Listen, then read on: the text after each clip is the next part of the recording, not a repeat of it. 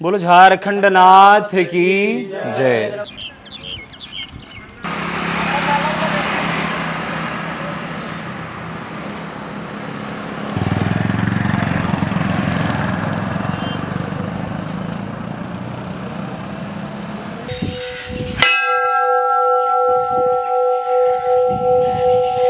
मेरे झारखंड नाथ, सबसे पहले प्राचीनतम एक किंवदंती कथा है।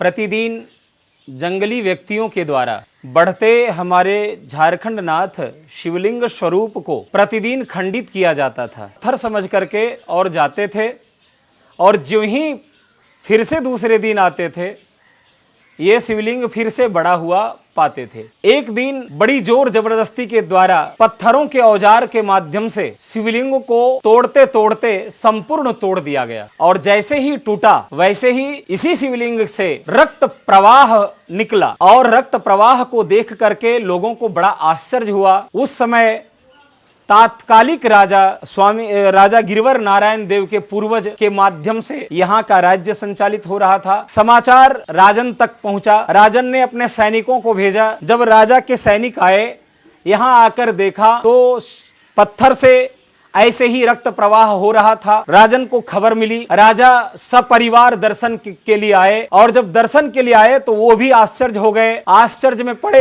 राजा अपने घर लौट कर गए, और उस रात्रि में राजन ने स्वप्न देखा कि मैं झारखंड नाथ के नाम से भगवान भोलेनाथ ही हूँ, मेरी पूजन की व्यवस्था करो राजन। तब मेरे पूर्वजों को करताराम, बोधाराम, जोधाराम, तीन भाई हमारे पूर्वज जो राजा के माध्यम से पुजारी के रूप में यहाँ आमंत्रित किया गया। इस बाबत में हमें 4 गांव दान के लिए मिला, जिसमें सिंगारडी, मुरखारी, सुरही, गोमदाडी और नावागढ़। उसी समय से श्रृंगार पूजन की परंपरा यहाँ चलने लगी। यह जो भूमि है, इस भूमि को तपोभूमि के नाम से भी जाना जाता है।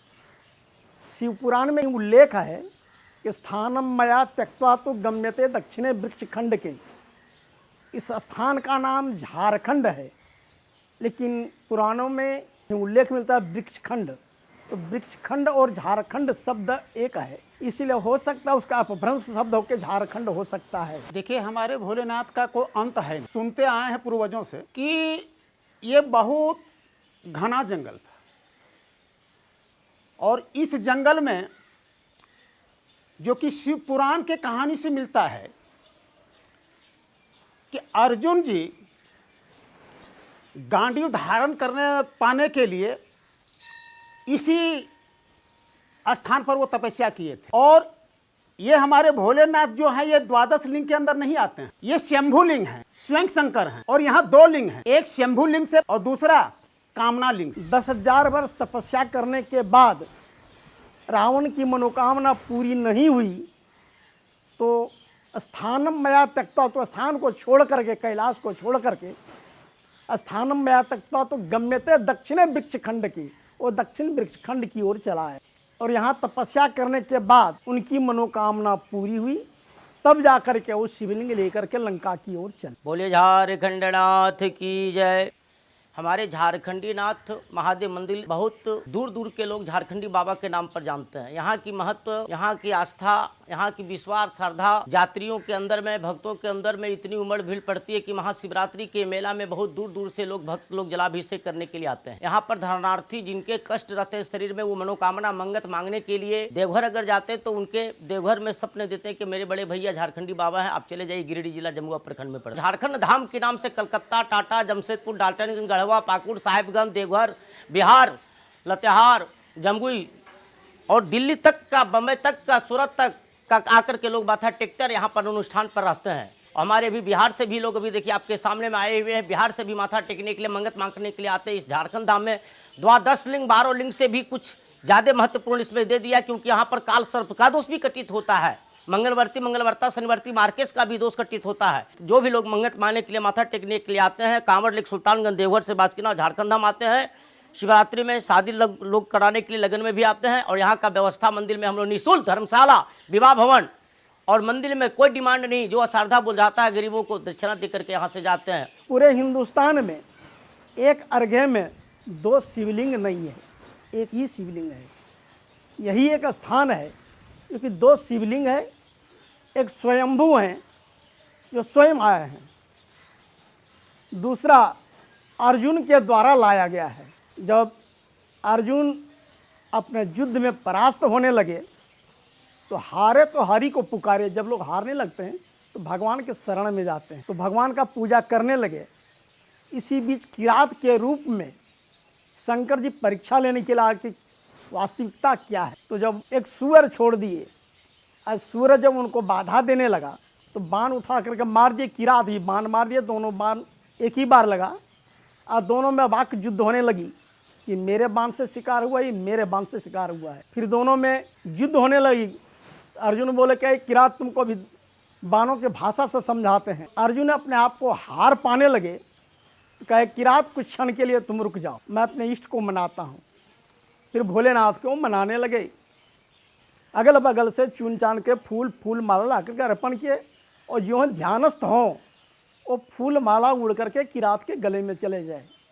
जब आंख खोलें तो देखें कि माला ये पहन लिया है, पुनः वो खड़ करके माला उनके गले से उतार करके फिर पवित्र करके फिर शंकर जी को शिवलिंग को अर्पण करें। ये प्रक्रिया तीसरे बार जब हुई तो अर्जुन का ध्यान खुला कि स्वयं शंभु हैं, शंकर हैं, महेश हैं, उमा है, महादेव, तो विनती प्रार्थना करने लगे। तो महाभारत में दिया हुआ है करेंगिया शत्रुनाश द्वारा छाड़ा कृतिवासा, यही बारह देहो महासाया। तो किरात बोले शंकर के रूप में आकर के, हे अर्जुन तुम परीक्षोत्तीर्ण हो गया, यह गांडीव जो है तुम चलाने लायक, यह गांडीव तुम्हें प्रदान किया जाता है।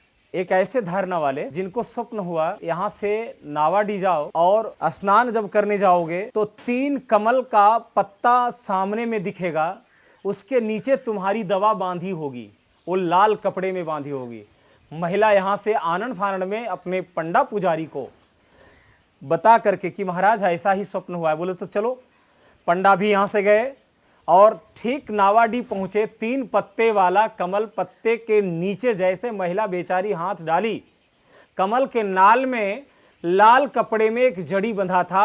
आपको बता दूं उसके डबल किडनी फेल थे, वो बिल्कुल अभी स्वस्थ है। बमरी के एक शिक्षक कैंसर पीड़ित थे, उनके सारे बाल बच्चे ला करके मरने के लिए यहाँ छोड़ दिए। यहाँ का पंडा पुजारी ने भगवान के सामने समक्ष संकल्प लिया। 3 दिन बाद भगवान ने उनका ऑपरेशन किया। वो बोल रहा है चिल्ला चिल्ला करके कि भगवान आज मेरा यहाँ से यहाँ तक फाड़े और काला ऐसा ब्लड निकाले हैं, 1 बाल्टी निकाले हैं, 1 बाल्टी निकाले हैं। हम लोग सोच रहे थे ऐसे मरने वाला है, बोल रहा होगा, लेकिन आपको बता दूं वो आदमी जीवित है और अभी बड़ा स्वस्थ है। पूरे बाल उसके उड़ गए थे, अभी पूरे बाल आ गए हैं। और ये बरमसिया बमरी नाम का गांव है, बिल्कुल पलौंजिया के बगल में, वहीं का वह आदमी था, आज स्वस्थ है। इसलिए मैं क्या बताऊं, भगवान की महिमा बड़ा असीम है मेरे भाई। यहाँ मार्च महीने से जून जुलाई तक शादी वालों की भीड़ होती है। श्रावण महीने में कांवरियों लोगों का भीड़ होती है। हर पूर्णिमा, हर सोमवार